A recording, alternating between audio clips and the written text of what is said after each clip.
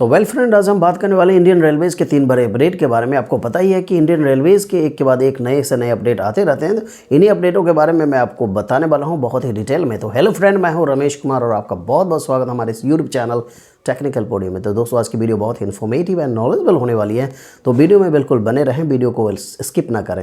Video को शुरू करने से पहले मैं आपको याद दिला दूँ, अगर आप हमारे इस यूट्यूब चैनल पे बिल्कुल नए हैं तो चैनल को सब्सक्राइब कर दें, वीडियो को लाइक और शेयर कर दें। इस तरह की इन्फॉर्मेटिव और नॉलेजेबल वीडियो मैं अपने चैनल पर रेगुलरली लाता रहता हूँ दोस्तों। तो चलिए बिना विलंब किए वीडियो को शुरू करते हैं।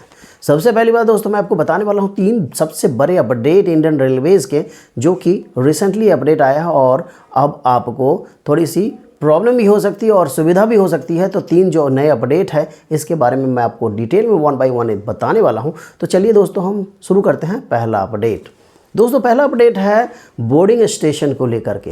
दोस्तों, आपको पता ही होगा, जिस स्टेशन से हमारी टिकट होती है उसको बोर्डिंग स्टेशन बोलते हैं। जहां तक ट्रेन जाती है उसको हम क्या बोलते हैं, डेस्टिनेशन बोलते हैं। दोस्तों, बोर्डिंग स्टेशन को लेकर के बहुत बड़ा अपडेट निकल के आ रहा। पहले जो यात्री क्या करते थे कि उनकी टिकट किसी बोर्डिंग स्टेशन से होती थी, यानी कि मान लीजिए किसी ट्रेन की टिकट, आपके पास कोई टिकट है जो कि नई दिल्ली से लेकर के पटना जाने वाली ट्रेन तक की टिकट है आपकी।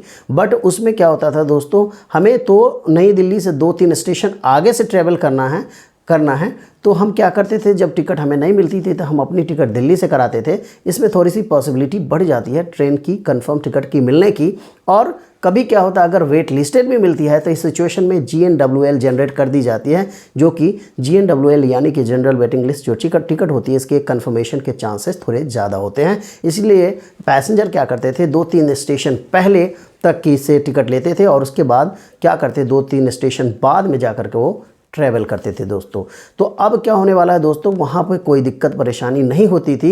टीटी जाकर के चेक करता था और उसके बाद अगले 2 स्टेशन तक इंतज़ार करता था कि कोई जिनकी सीट है वो आकर के यहाँ पे बैठेंगे। वहाँ पे प्रॉब्लम परेशानी नहीं होती थी और टीटी नॉन प्रेजेंट नहीं करता था वहाँ पे। अब क्या होने वाला है दोस्तों, जहाँ से आपकी टिकट होने वाली है, यानी कि बोर्डिंग स्टेशन से आपकी टिकट है, आपको वहीं पर जा कर के आपको अपनी सीट पर बैठना पड़ेगा। अन्यथा अगर आप वहाँ से नहीं बैठ करके किसी और स्टेशन से बैठेंगे तो आपकी टिकट को कैंसिल कर दिया जाएगा दोस्तों। ये कैसे होने वाला है आपको मैं समझाने वाला हूँ डिटेल में। अगर आप अपने सीट पे जाकर के बोर्डिंग स्टेशन पे नहीं बैठते हैं तो ये 15 मिनट तक आपका इंतज़ार वहाँ किया जाएगा, यानी कि 15 मिनट के बाद आपकी टिकट को कैंसिल कर दिया जाएगा। तो कंफर्म सीट होते हुए अगर आप बोर्डिंग स्टेशन पे नहीं पहुंचते हैं तो टीटी के पास एक HST डिवाइस होगा, हैंड हेल्ड टर्मिनल डिवाइस, जिस डिवाइस से ऑटोमेटिकली आपको कैंसिल कर दिया जाएगा और आपके मोबाइल नंबर पे एक मैसेज आएगा कि आपके टिकट को कैंसिल कर दिया गया है, क्योंकि आप बोर्डिंग स्टेशन पे समय से नहीं पहुँच पाए हैं। तो दोस्तों, ऐसी गलती नहीं करना है। अब आपको अपने बोर्डिंग स्टेशन से ही ट्रैवल करनी है। जो पिछली गलती थी 1-2 स्टेशन आगे पीछे वाली, तो वो वाली जो प्रॉब्लम थी, उसको जो सिनेरियो था उसको भूल जाइए। अब आपको बिल्कुल बोर्डिंग स्टेशन से ध्यान रखना अपनी टिकट के। बोर्डिंग स्टेशन से तो वहीं से आप ट्रैवल करेंगे। तो ये पहला अपडेट था इंडियन रेलवेज़ का। चलिए हम बढ़ते हैं दूसरे अपडेट की तरफ। दोस्तों, आपको पता ही होगा, महाकुंभ में बहुत ज़्यादा दिक्कत हुई है। अब हर स्टेशन पे बहुत ज़्यादा ओवर क्राउडेड, बहुत ज़्यादा प्रॉब्लम परेशानी आपको ही पता ही होगा। रेलवे स्टेशन न्यू दिल्ली पे भी बहुत ज़्यादा दिक्कत हुई थी, लोगों की जानें भी चली गई थी। तो मैं आपको बताने वाला, इन्हीं प्रॉब्लम परेशानी को देखते हुए इंडियन रेलवेज़ ने क्या किया, बहुत बड़ा अपडेट लेकर के आया है, स्पेशली जो जनरल टिकट को लेकर के। दोस्तों, जनरल टिकट में अब क्या होने वाला है, पहले क्या होता था, किस स्टेशन से कितने यात्री ट्रैवल करने वाले हैं, कहाँ से कितने लोग ट्रैवल करेंगे, किस ट्रेन में कितनी भीड़ होने वाली है, किसी चीज़ का पता नहीं होता, रेलवे के पास नहीं होता था।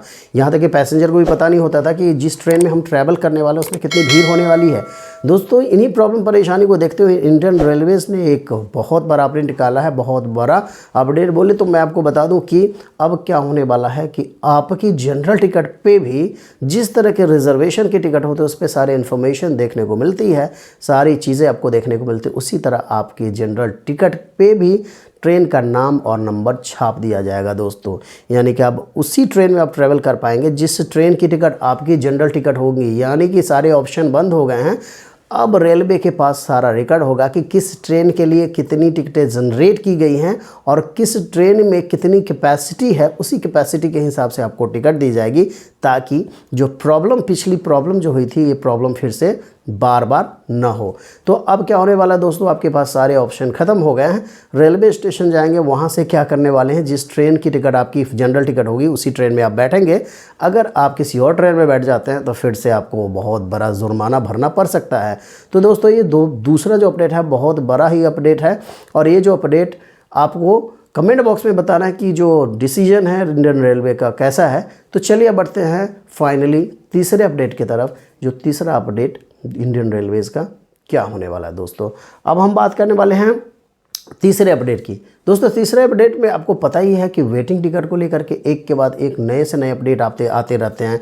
पिछले से पिछले अपडेट में क्या था कि कितनी भी वेटिंग टिकट, यानी कि रेलवे खुद 500-600 वेटिंग टिकट जनरेट करती थी, और उस वेटिंग टिकट को ले करके यात्री क्या करते थे, बिना किसी प्रॉब्लम परेशानी के किसी भी क्लास में, जिस क्लास की काउंटर की वेटिंग टिकट हुआ करती थी उसी क्लास में बैठ करके ट्रैवल करते थे, कहीं कोई दिक्कत परेशानी नहीं होती थी। उसके बाद एक और अपडेट निकल के आया कि अब आप बिल्कुल वेटिंग टिकट के साथ किसी भी रिजर्व कोच में ट्रैवल कर ही नहीं सकते, चाहे आपकी टिकट फर्स्ट एसी की, सेकंड एसी की, थर्ड एसी इकॉनमी, या फिर चेयर कार की हो, या फिर आपकी टिकट स्लीपर क्लास की हो। किसी भी क्लास की टिकट के साथ आप किसी भी रिजर्व कोच पे ट्रैवल नहीं कर सकते हैं।